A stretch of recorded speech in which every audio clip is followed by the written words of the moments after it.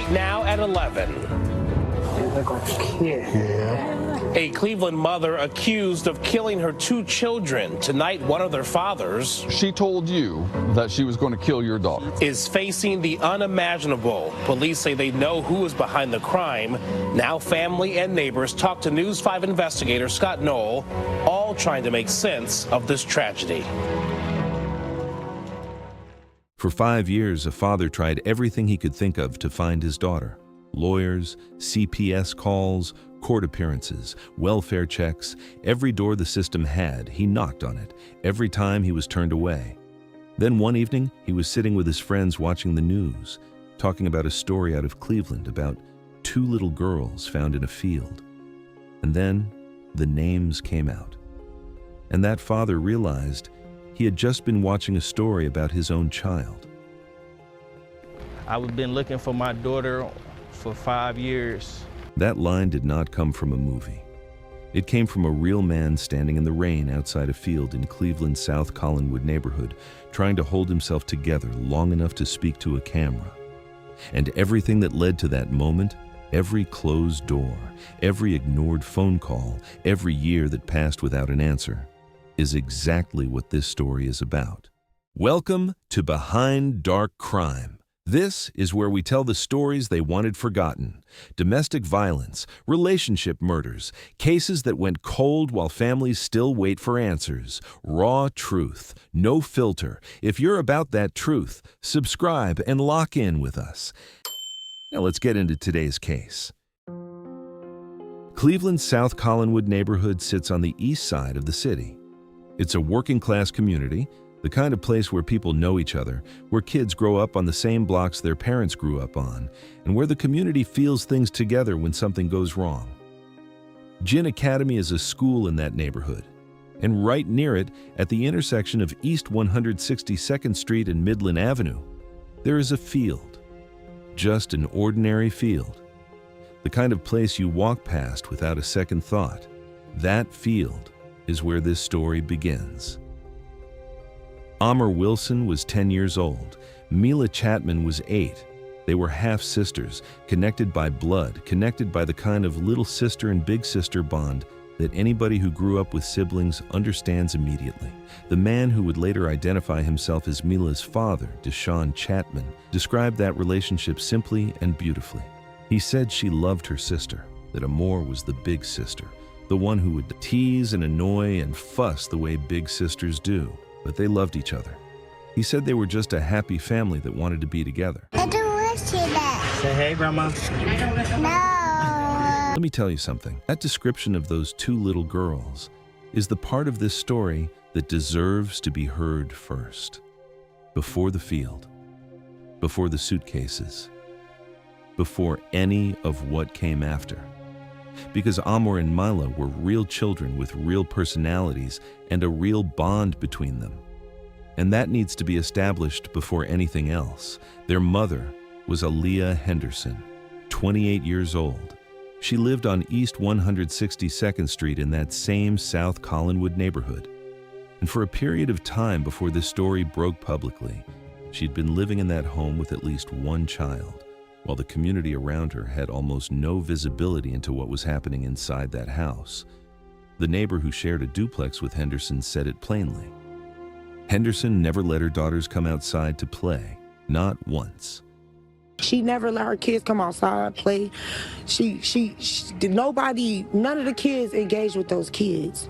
In a neighborhood where kids run outside, where you hear them on the block, where you see them at the school down the road, those 2 little girls were invisible. Nobody outside that house was seeing them regularly. And at some point, that neighbor became concerned enough about Henderson's behavior that she called Child Protective Services. She said she had concerns about Henderson's mental health and described her behavior as erratic. She was acting out. You had concerns about her mental health. Yes, 100%. Make it make sense. Because here is what that means. There was at least one person close enough to that home to feel that something was wrong, close enough to act on it. And still, those girls were not seen. Still, nothing changed. Court records added another layer to the picture. Henderson and her daughters had been evicted from a previous address in 2021 for failing to pay rent. She had been moving around. And Deshaun Chapman, who had been trying to locate his daughter Mila for years, said that moving was exactly how Henderson kept him from finding them. Every time he got close, every time the system tried to establish an address, she was already somewhere else. Now, here is where Deshaun's story needs its own space, because what this man went through in the years before Mila was found is one of the most important parts of this entire case. Deshaun Chapman had not seen his daughter in about 5 years. The last time he laid eyes on her was when he helped buy her clothes for kindergarten. Let that sit for a second. Kindergarten. That little girl went from her first day of school to being lost in a system that could not hold her mother accountable for staying in one place long enough to be found. He tried everything. He hired lawyers, multiple lawyers over 5 years. He said even the lawyers could not get it done. They told him directly that without a confirmed address, there was nothing they could do. He called CPS. He went to court trying to get custody. He called police requesting welfare checks. He knocked on every door the system had, and every single one of them eventually closed in his face. I've been looking for my daughter for 5 years. I've been calling CPS, going to the courts, trying to get emergency custody, calling the police for welfare checks, but they deny all access. So now, think about what that means on a human level. A father who wanted to be in his daughter's life, a father who was actively trying to reach her, and a system that kept telling him it needed something he could not provide.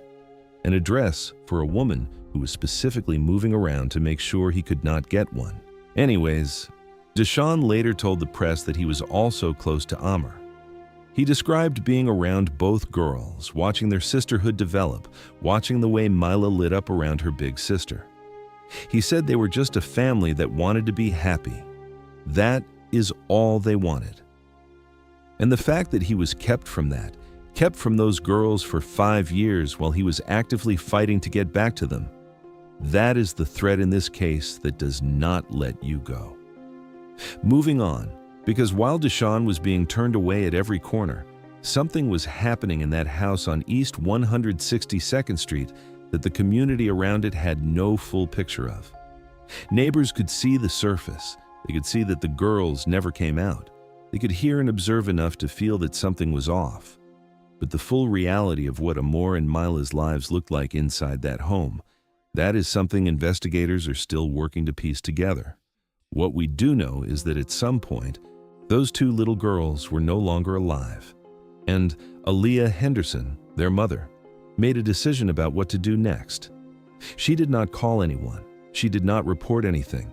She did not reach out to Deshaun or to any family member who might have helped. Instead, she packed her daughters into 2 separate suitcases, and she carried them across the street to that field near Gin Academy, and she buried them in shallow graves, barely covered, partially sticking out of the ground. And then she went back inside that house and kept living. Those graves were not deep. Those suitcases were not hidden. One of them was visible enough that a man walking his dog in that area noticed it sitting there, and his dog had been alerting on it for about a week before he finally decided to open it. A week. Those girls were in that field for at least a week while their mother lived directly across the street. It was a Monday evening when a man who regularly walked his dog through that area near East 162nd and Midland decided enough was enough. His dog had been stopping at the same spot night after night, sniffing longer than usual, pulling toward something in the ground. That night he went to see what it was. He found a suitcase, partially buried, partially sticking out of the dirt. He said it was heavy. He unzipped it, he opened it, and he saw a head. He left it exactly where it was and called 911. When the officer arrived, the dog walker walked him back to the spot. Standing there looking at that suitcase, barely concealed in the dirt near a school where children walked every single day, the officer called for backup before he even opened it. He waited. And when investigators arrived and processed the scene, they confirmed what the dog walker had already seen. There was a child's body inside that suitcase. The search of that area did not stop there. Detectives swept the surrounding field and located a second suitcase about 25 feet away, also partially buried, also containing the remains of a young girl. 2 suitcases, 2 children, 25 feet apart, in a field next to a school. The community did not have the words for it.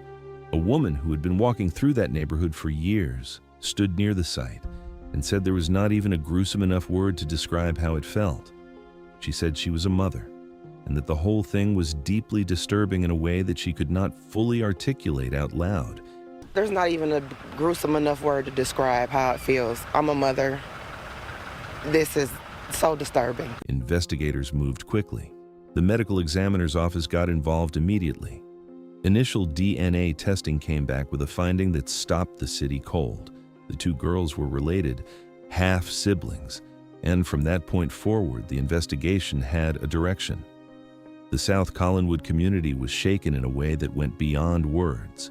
Parents started pulling their children out of school early. Business owners near Ginn Academy began checking their surveillance cameras voluntarily, hoping their footage might give investigators something to work with. A local councilman called an emergency community meeting at St. Mary of the Assumption Church to update residents on what was happening.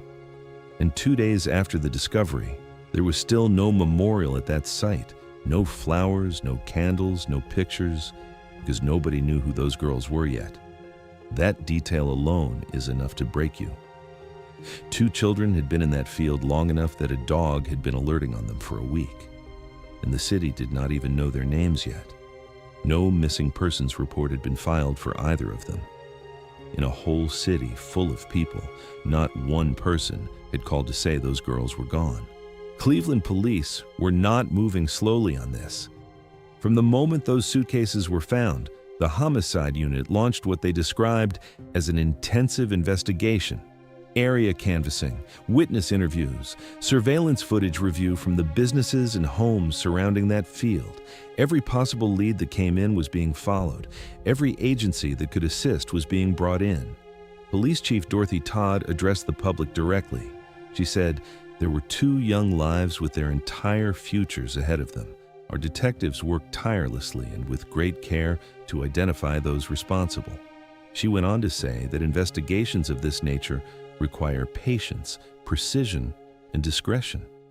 That every detail could not be shared publicly because certain information had to remain confidential to protect the integrity of the investigation and ensure justice for those girls. We still have to develop exactly when this happened, and we don't have any indication that there's a clear threat to safety. A neighbor standing near that field, before the arrest was made, said something that cut right through the official language. When asked if the police chief's statement that there was no immediate threat to the community made her feel safer, she said no. She said there was an immediate threat to the community because whoever did this was still out there. She said, There is immediate threat to the community because the person who did this is still out here probably doing the same thing to other families, to other children. That is an immediate threat. We just found 2 babies buried in suitcases. That is not someone who feels safe. That is someone who is furious and grieving at the same time. And that feeling was shared by every person in that neighborhood. Business owners were checking surveillance cameras. Residents were calling in tips. A councilman held an emergency community meeting at a local church so people could get answers in real time. The community was doing everything it could to help move the investigation forward because they understood that those girls deserved someone fighting for them nonstop. Detectives worked through the leads methodically. Area canvassing led them to a home. Surveillance footage helped build the picture, and within less than 48 hours of those suitcases being found in that field, investigators had enough to act. They got a search warrant, and the home they served that warrant on was on East 162nd Street, about 150 yards from the field, right across the street from where those girls were found. The community watched as a Cleveland police SWAT vehicle and about a dozen police cars descended on that address. It was fast, it was visible, and the neighborhood that had been holding its breath since Monday night finally had something to watch. When investigators went through that home, they found substantial evidence connected to the case. But they also found something else, something that stopped everyone in their tracks. There was another child inside that home, alive. And according to investigators, that child appeared to be in good health. Anyways, let that land for a second. The same home, the same address, the same mother, while investigators were processing evidence connected to the deaths of 2 other children. That child was immediately placed into the custody of Cuyahoga County Children and Family Services. If there is any piece of this story that comes close to relief, it is that. That child is safe. That child got out. Aliyah Henderson was detained at that home and taken in for questioning. Within 48 hours of those suitcases being discovered in that field, she was under arrest. Aliyah Henderson was charged with 2 counts of aggravated murder, 1 count for each of her daughters. She was brought before a judge for arraignment, and the prosecution asked for nothing less than a $2 million bond. The judge agreed. Bond was set at $2 million, $1 million per charge. Aliyah Henderson was not going home. When the prosecutor stood up in that courtroom and laid out the basics of what was being alleged, that this mother had caused the deaths of her 2 daughters, ages 8 and 10, and that their badly decomposed bodies had been found in shallow graves in suitcases. The weight of those words in that room was something that could not be softened by legal language. Henderson's defense attorney argued for a more reasonable bond, noting she had no prior criminal record and had been in the area her whole life. Madam Public Defender. Thank you, Judge. Ms. Henderson is waiving a preliminary hearing on both cases, and I ask for the most reasonable bond you can give her. Tell me a little more about her that you know. Judge, she's been in jail 3 days, and as you've seen the public safety assessment, she's looking for a job and she has a place to live, and all of her life has been in this area. Thank you. Have you seen her PSA? I have. I just said, yeah. Let's go over that. So, no history of violence. History, 1-1. Henderson was not a flight risk they were willing to take chances on, given the nature of what she was accused of. No history of violence, no convictions, no charges. Given the nature of the allegations, as well as my concern for the safety of the public, we will deal, the bond will be $2 million. Ms. Henderson, work with your attorney, go to your hearings, and fight for your innocence, okay? Good luck, you take care. $2 million, cash surety. The case was moving forward. Now, let's go back to Deshaun Chatman. Because the moment he realized what had happened to Mila did not happen in a police station or a courtroom. It happened on a couch, in front of a television. He was watching the news, sitting with his friends. They were talking about the story coming out of Cleveland. 2 little girls found in a field. The kind of story that you watch and feel sick about, not knowing it has anything to do with your own life. He and his friends were talking about how sad it was, how disturbing, how the world had gotten to a place where something like this was even possible. And then the names came out. He said he contacted the police tip line and went up to the station at 7 in the morning to, in his own words, dot all the I's, cross the T's, and submit a DNA sample. He said Cleveland police had not yet responded to his request to confirm, but he already knew. Some things you just know. Standing in the rain near that field, surrounded by friends who had come to support him, Deshaun Chatman walked toward the shallow graves where his daughter had been found. He had to be comforted by a friend. He said, But I feel, I asked you numerous occasions, just give me my daughter. If it's too much for you, just give me my daughter. I just want my daughter. Give me her. I want my daughter. He also said he wanted changes to the laws. He said a man deserves a say, married or unmarried. He said, change these laws, make it better. Men do have a say-so in their child's life, married, unmarried. And he was right. Because what Deshawn went through, 5 years of lawyers and CPS calls and court appearances and welfare checks, all of it was happening while a system that was designed to protect children could not hold one address long enough to make any of it matter. Henderson moved around and the system let her. And Deshawn paid the price, and so did Mila.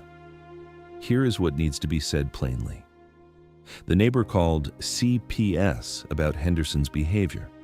Deshawn called CPS about his daughter. He went to court. He hired lawyers. Later confirmed through a spokesperson that due to the active criminal investigation and state confidentiality laws, they could not disclose any information about their involvement with the family, which means there may have been involvement, which means the system may have touched this case and still those girls were not protected. Make it make sense. Because 2 children not being reported missing means one of 2 things. Either nobody outside that home knew they were gone, or the people who might have known did not report it. And both of those possibilities say something about the gaps in the systems that are supposed to catch exactly this kind of situation. Teachers, doctors, family members, social workers. Someone in that chain should have noticed that Amor Wilson and Mila Chapman had disappeared from the world, and nobody did. Or if they did, nothing happened fast enough. South Colinwood has seen hard times. It is a neighborhood that has dealt with crime and poverty and the kind of slow institutional neglect that communities like it know all too well. But even by the standards of what that community had seen before, this was different. This was 2 little girls, children, and the people in that neighborhood said so plainly. They said there was not even a word gruesome enough to describe how it felt. This case did not happen because nobody cared. It happened because the systems that were supposed to respond to the people who cared failed them. Deshawn cared. The neighbor cared enough to call CPS. The community cared enough to check their cameras and hold emergency meetings and stand in the rain next to a field demanding justice for 2 children they did not even know by name yet. The system is the thing that did not hold. Amor Wilson was 10 years old. She was the big sister, the one who teased and fussed and loved the way big sisters do. She had her whole life ahead of her. Mila Chapman was 8 years old, was always smiling, always cheesy, a kid's kid in every sense of the phrase. Her father described her as a girly girl, the kind of little girl who lights up a room without trying. The last time her father saw her, she was getting clothes for her first day of kindergarten. She never got to grow up past that. 2 days after they were found that site near East 162nd, and Midland had no memorial, no flowers, no candles, no pictures, because the city did not know their names yet. But once those names came out, the community showed up.